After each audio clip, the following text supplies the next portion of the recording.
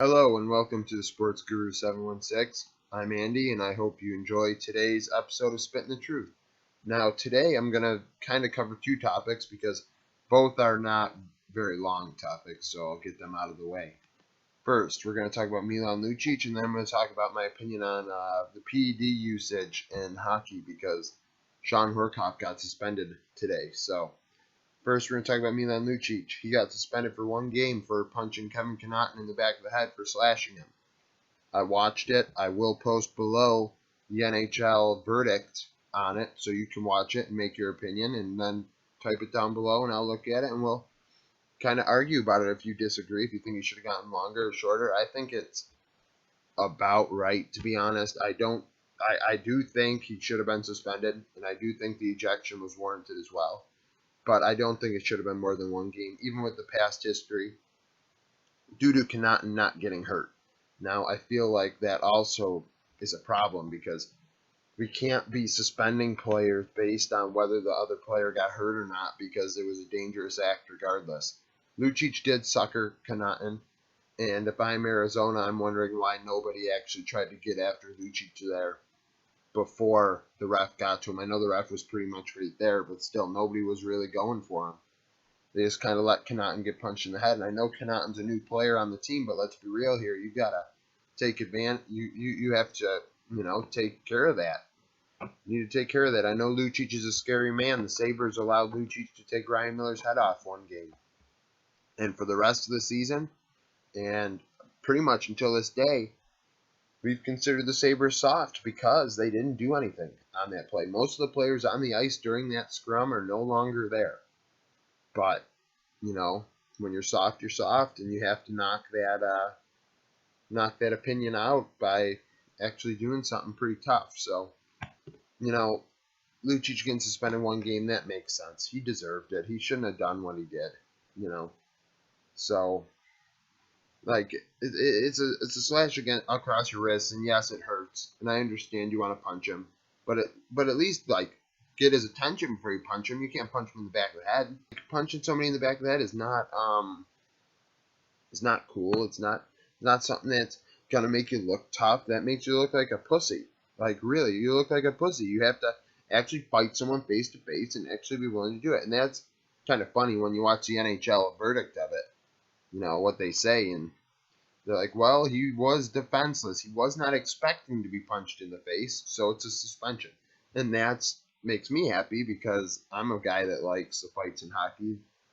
And some people think I feel it's a make or break, and to some degrees, yes, and some degrees, no. I feel fighting has a place in the game. And obviously the NHL itself does too, by the way they explain why they suspended Lucic and for why they suspended him as long as they did. Now, they should have just squared off. Lucic, if I'm Lucic there, I probably, get in his face, and maybe I punch him when we're face to face, but not when he's not looking, and slash him across the back of the legs and then punch him. Like, that's ridiculous. So, that's that. I think the suspension was just right on that. Second part, Shawn Horcoff. Shawn Horcoff got a 20-game suspension for performance-enhancing drugs, and I just saw a tweet online, and it was like, some of the effect of, well, this teaches kids not to use PEDs, not because they make you good, but because really they don't make you any better. Because look at Shawn Horcoff. What's the point? It doesn't make you any better. Shawn Horcoff sucks this year. And frankly, he's well beyond his time in the NHL. He should have retired a long time ago. He was a career third-line player, really. In Edmonton, he was a little bit higher up on the team, but that's because they weren't that good. So, to be quite honest, I believe that Shawn Horcoff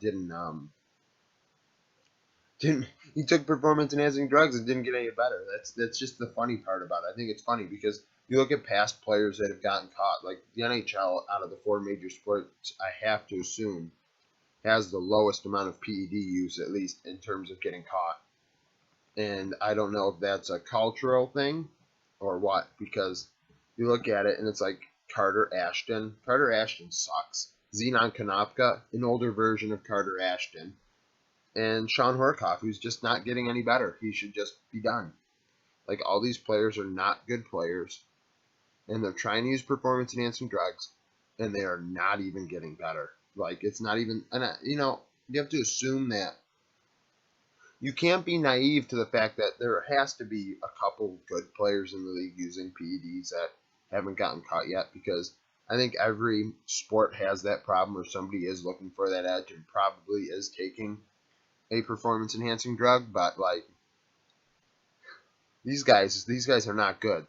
The players that they're catching are not even good hockey players. Like, they are well past their prime, or they were never very good in the first place. Like, I kind of understand where Konopka would be doing it back in the day, maybe, because he used to be one of the tougher guys in the league. Like, a tough guy probably wants to look strong and be able to really muscle somebody around in a fight, and I guess I'd understand why he may want to take performance enhancing drugs. But it seems just like hockey is not the sport to use them. You look at football and you see players getting caught all the time with performance enhancing drugs. Now, whether that means that they're list in their collective bargaining agreement of drugs that you're not allowed to take is longer than hockey, I don't know. Because you see they get caught with deer antler spray, all sorts of weird stuff that like they use to make themselves better and like come back from injuries quicker and things like that. But in hockey, you don't see any of that. You really don't. Like, a handful of times this stuff has happened. So, like I said earlier, I don't know if it's a cultural problem, because a lot of the players in the NHL are not North American. A lot of them are European, and I don't know, maybe it's a European thing that there's not a lot of performance-enhancing drugs from the European players.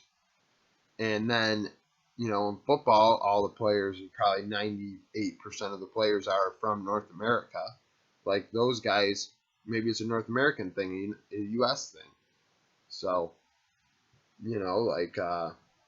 like baseball, it's all over the place. I don't even think we have to talk about that.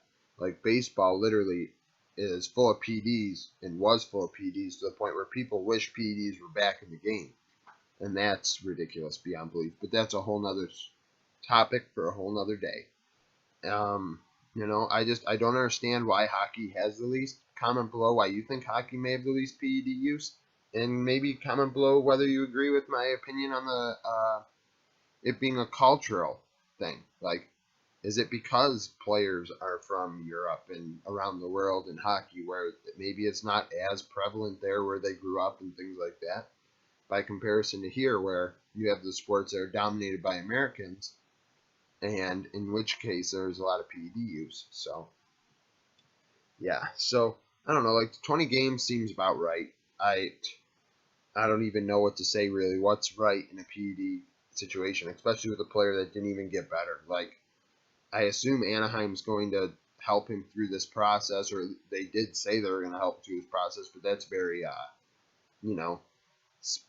like coach speak. Like, you're not going to say, oh, well, we're not going to, help him through this process. Of course you're going to say that you're going to help him. Now, whether they send him down to like San Diego or something, that's something different. But I don't think so. I think Shawn Horcoff, this is the end of your career. You're done. But 20 games seems about right for a guy like him. Zenon Konopka got like 20 games or something, and I don't think he's gonna ever be back in the NHL. And frankly, he was only in the NHL because the Sabres were tanking. So that's a thing. All right, well, this is going to be a shorter video. It won't reach the 10 minutes because there's kind of two topics thrown together, two short topics. Comment below with your opinions on either or, and comment what you'd like me to talk about next in another episode, and I will consider it and maybe possibly do it. So subscribe, like, favorite, all that jazz if you want, and I'll talk to you again soon.